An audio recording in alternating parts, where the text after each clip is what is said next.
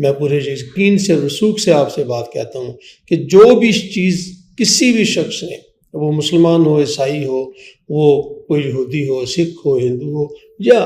خدا کو نہ ماننے والا بھی ہو، تو اگر اس نے کوئی چیز اللہ کی مخلوق کی بھلائی کے لیے شروع کی ہے، کوئی ہسپتال، کوئی کالج، کوئی اسکول، کوئی سڑک، کوئی مدرسہ، کوئی بھی چیز، کوئی کنواں، کوئی پانی کا انتظام،